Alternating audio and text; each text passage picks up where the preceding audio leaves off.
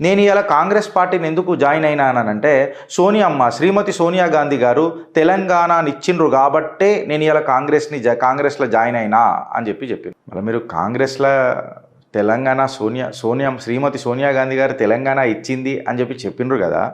మళ్ళా సోనియా గాంధీ గారిని ఈమెనే మీరు ఒకనాడు బలిదేవత అని మాట్లాడిండ్రు. బలిపీఠాన్ని ఎక్కించనీక కూడా ప్రయత్నం చేసి మీకు కాంగ్రెస్లకు గుంజుకోగానే ఇవాళ ఆమె బలమైన దేవత ఏ రకంగా అయింది అనేది నా మొట్టమొదటి ప్రశ్న. రెండవ ప్రశ్న, ఆంధ్రప్రదేశ్లో కాంగ్రెస్ పార్టీ చచ్చిపోతుందని తెలిసినాక కూడా శ్రీమతి సోనియా గాంధీ గారు తెలంగాణ రాష్ట్రాన్ని ఇవ్వడము మనం చేసుకున్న అదృష్టం లాగా మాట్లాడతారు.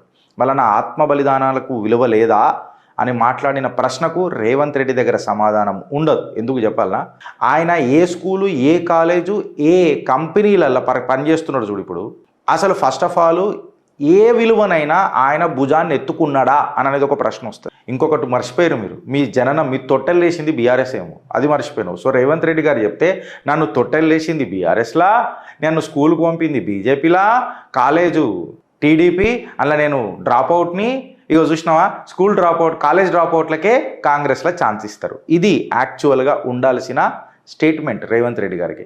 30 నెలల పాటు ఒక్కసారన్నా జాబ్ క్యాలెండర్ తీసిండ్రా? వెనకటికి ఆర్ఎంపీ డాక్టర్లని పెట్టి పబ్లిక్ సర్వీస్ కమిషన్ టీఎస్పీఎస్సీ ఏదైతే ఉంది కదా దానికి పెట్టిర్రు. నేను ఒక విద్యావేత్తను పెట్టిన ఒక ఐఏఎస్ ఎగ్జామ్ని ఇట్లా కండక్ట్ చేస్తారా, అట్లా చేస్తారా, ఇట్లా చేస్తారా అని మాట్లాడతారు. నేనేమన్నానంటే ఇవాళ ఒక ముఖ్యమంత్రి గానికి మళ్ళీ అర్హత ఏమున్నది అన్నానంటే కామన్ సెన్స్ అని నేననలే. మా గౌరవనీయ పెద్దలు రెండవ ముఖ్యమంత్రి అనుముల రేవంత్ రెడ్డి గారే మాట్లాడారు. Common sense